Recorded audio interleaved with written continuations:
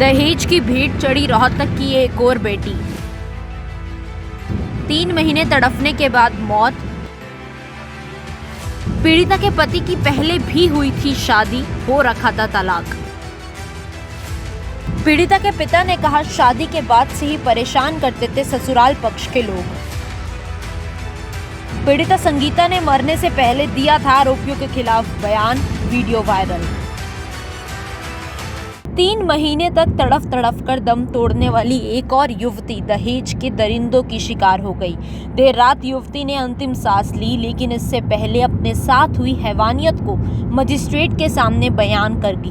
रोहतक के चांदी गांव की संगीता को ससुराल पक्ष ने जलाकर मार दिया। यही नहीं, संगीता की मौत के बाद ससुराल पक्ष का कोई भी व्यक्ति नहीं पहुंचा। आखिर में पीड़िता के पिता ने नम आंखों से अपनी बेटी का अंतिम संस्कार किया। करीब 4 साल पहले झज्जर के मेहराना गांव में रोहित नाम के युवक से संगीता की शादी हुई थी। मृतका के पिता के अनुसार शुरू से ही संगीता को दहेज के लिए प्रताड़ित किया जाने लगा। फिलहाल पुलिस ने पति रोहित, सास और पति की बहन यानी कि संगीता की ननद के खिलाफ मामला दर्ज कर लिया है। 19 जून 2017 को रोहतक जिले के चांदी गांव के राम हेर ने अपनी बेटी को बड़े लाड़ चाव से शादी कर मेहराना जिला झज्जर के रोहित के साथ भेजा था।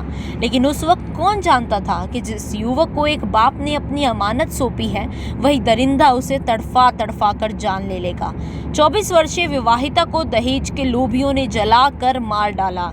जानकारी के अनुसार झज्जर जिले के मेहराना गांव के रोहित के साथ चांदी गांव के राम मेहर ने अपनी बेटी संगीता की शादी की थी। रोहित आर्मी में सर्विस करता है, लेकिन रोहित और उसका परिवार शुरू दिन से ही संगीता और उनके परिजनों से दहेज की मांग करने लगा। यही नहीं, दहेज ना ले जाने पर संगीता को बुरी तरह से प्रताड़ित भी किया जाने लगा, जिसके बाद 16 अगस्त 2021 को संगीता को जला दिया गया।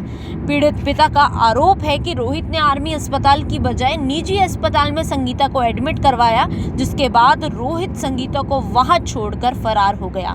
संगीता के पिता ने मांग की है कि उन्हें न्याय चाहिए और आरोपियों को कड़ी से कड़ी सजा दी जानी चाहिए, ताकि आने वाले समय में कोई इस तरीके की नीच हरकत ना कर सके। राम मेहर ने बताया कि उन्हें बाद में पता चला कि रोहित की पहले भी शादी हो चुकी है और एक बच्ची भी है, लेकिन पहले शादी टूटने का भी यही कारण है कि रोहित अत्यधिक शराब पीता था और दहेज की मांग करता था। वहीं पीड़ित पिता ने बताया कि उसकी बेटी संगीता 3 महीने जिंदगी और मौत से जूझने के बाद आखिर में सबको छोड़कर चली गई। अब संगीता के माता पिता चाहते हैं कि उन्हें न्याय मिले। यही नहीं, पीड़िता संगीता ने भी मरने से पहले बयान दिया है और कहा है कि उसे बुरी तरीके से प्रताड़ित किया जाता था, जिससे ये हालात हुए हैं। फिलहाल संगीता के बयान मजिस्ट्रेट के सामने हुए हैं और इसी आधार पर पुलिस कार्यवाही भी कर रही है।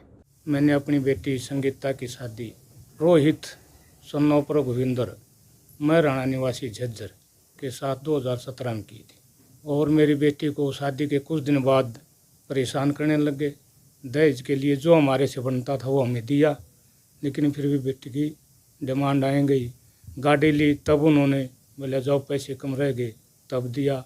कपड़े लत्ते के लिए तुम्हें नहीं खरीदने लाते, हमें दे दो, तब हम पैसे देते, वो पता नहीं खरीदवाते थे क्या, अपने पास ही रखते थे।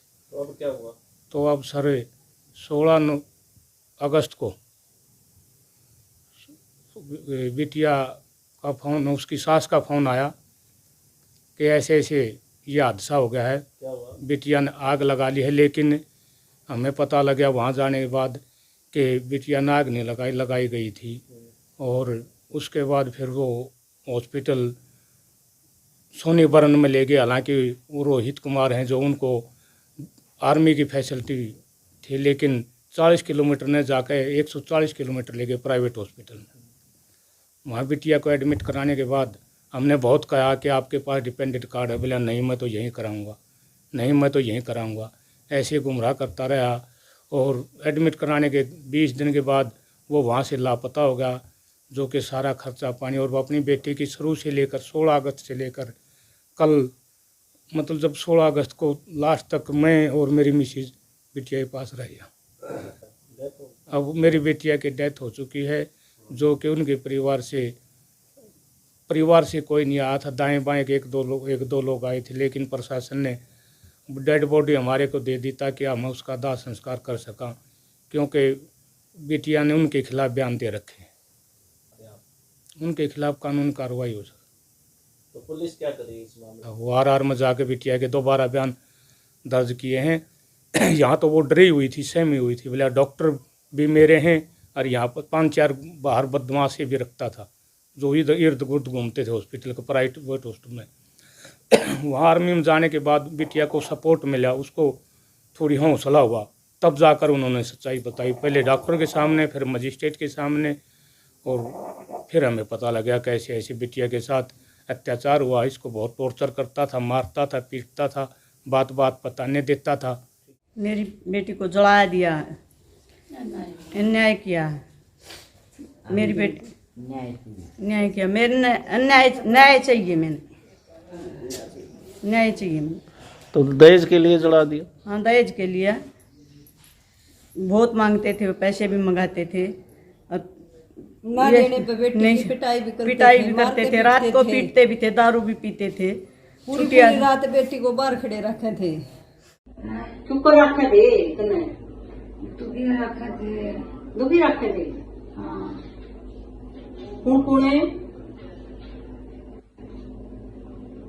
कौन दुखी रखता था बेटा? रोई थे सासू भी। तू बता दिए फिर? अच्छा, न्यू बता, इतना संभालना ही हो रहा है। कौन आई है?